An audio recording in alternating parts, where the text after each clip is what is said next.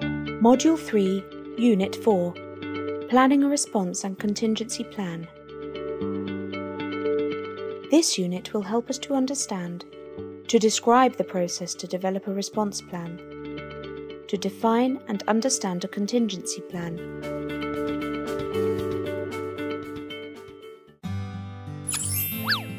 Following the coordinated assessment that took place in the affected area, and based on the findings and the gap identification, Daniel is to design a response plan that will address the most pressing issues.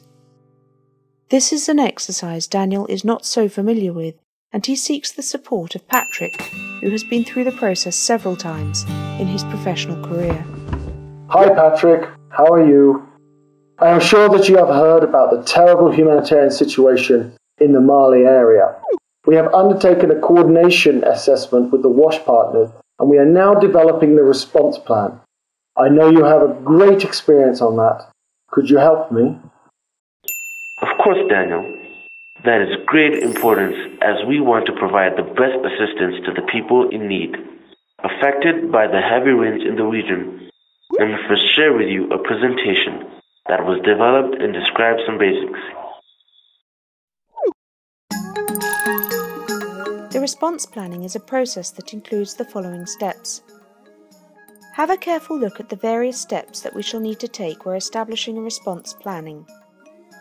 Response planning is a process that takes us from the preliminary assessment to the gap analysis. After making some assumption on the planning and based on the priority needs identified during the needs assessment, we shall be able to set clear objectives of the response, to define response strategies. Based on the agreed indicators of the response plan, we shall be able to outline the project activities. In order to enable and facilitate this plan, we will work within the strategic guiding framework endorsed by the WASH platform. We will also have to be aware of the resource mobilization opportunities, the monitoring and review plan, as well as the advocacy and communication plan. Developed with a broad range of partners, a response plan will help to strengthen the overall platform response in a number of ways. Effective response. Working together in a planned and coordinated way will result in a more coherent and, therefore, more effective and more comprehensive response to concerns, whilst helping to ensure that there are no gaps or duplication of efforts. Innovative responses. The process of developing the strategy, bringing all relevant actors together to identify shared objectives and mutual strengths, can also help find creative ways of overcoming obstacles. Sustainability. Avoiding gaps and addressing overarching concerns, together with local and national counterparts, ensures the sustainability of the response. Access to resources.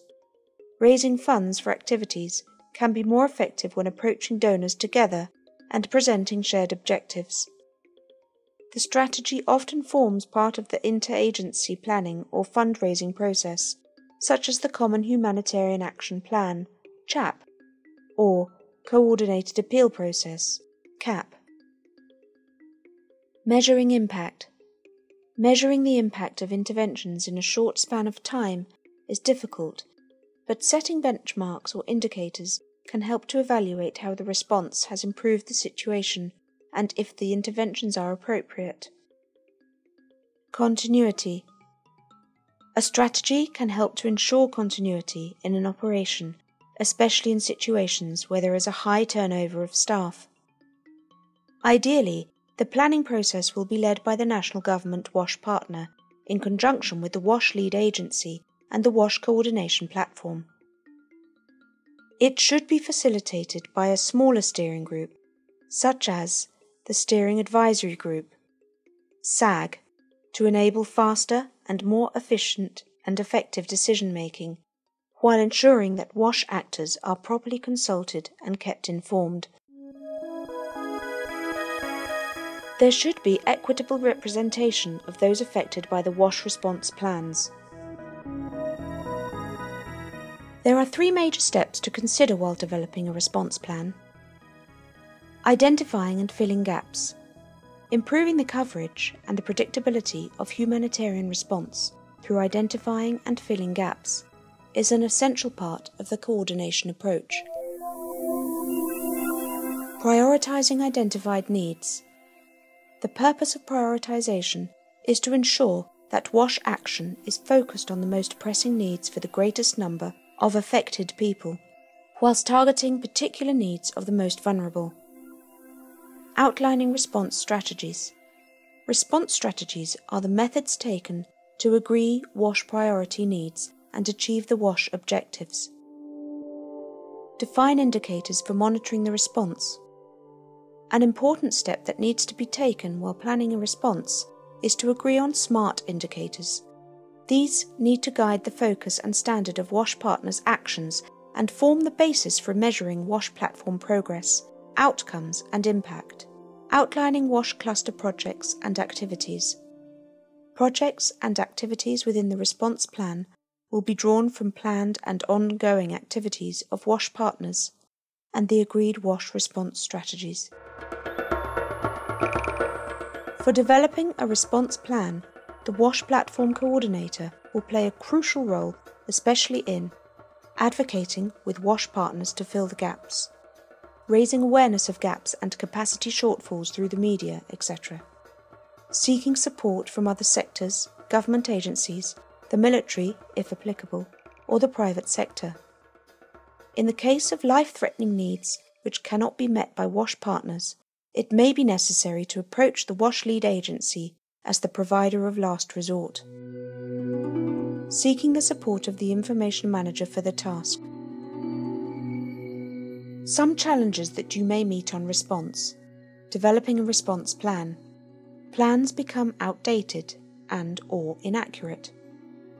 Plans are unrealistic, including too many activities which cannot be achieved within the time frame or in the local context. Plans are inaccurate due to inadequate or ineffective investigation, verification, and analysis of data. Plans are not accepted or owned by WASH actors or affected communities due to inadequate consultation and communication. Plans are seen as biased in favour of the CLA or more powerful WASH agencies because of inadequate stakeholder representation. Plans are not understood because they use inappropriate language or terminologies, or lack relevance to the context. The majority of changes can be addressed by regular consultation with stakeholders and equitable representation on steering groups, based decision on evidence and continuous review and modification to ensure that plans are flexible, realistic and appropriate.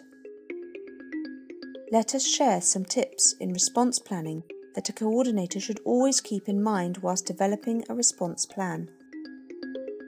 Avoid being overambitious. It's easier to scale up activities over time. Adopt a phased or incremental plan in the immediate response. Keep it simple. Keep priorities and objectives to a minimum. Plan around available and confirmed capacities and resources. Take changes to context and the longer-term perspective into account. Ensure mechanisms to include all groups and partners in consultation, therefore ownership and accountability. In a situation where the WASH platform is established, activities on preparedness will also be required as part of the duties of the WASH platform coordinator, one of it being contingency plans or CP. It provides an outline of the likely response requirements in the event of a subsequent disaster or emergency. In some instances, the contingency planning may be combined with the response planning process, or it may be undertaken separately, but preferably by the same steering or advisory group. The WASH platform will be entirely part of the process that will include identifying potential hazards and associated risks in conjunction with the SAG. Use scenario building to assess the potential impact and consequences of the hazards identified. For each scenario, outline the trigger factors, risks, assumptions, specific objects, and suggested response strategies. outline specific WASH platform preparedness measures that might be required, for example, the monitoring of trigger indicators, training or simulation exercises, regular security assessments, collaborative operational agreements.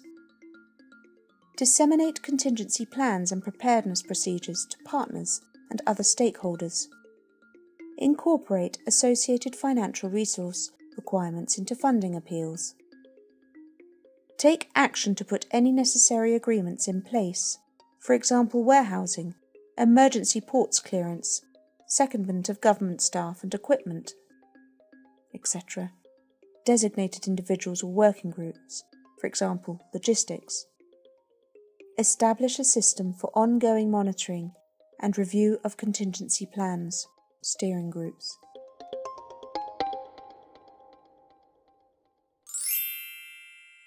Thank you, Patrick. In our situation in Mali, I understand the first thing I have to undertake is the development of a response plan. I should keep in mind, when the crisis is over, that we work on a contingency plan. That would ensure that the WASH platform would be better prepared for a potential new crisis. That is actually a good idea, Daniel. You should liaise with the OCHA on this initiative that an intercluster CP will always be more efficient. Thank you for this last piece of advice. Point taken. I will now prepare the outline of the response plan, based on the platform assessment findings.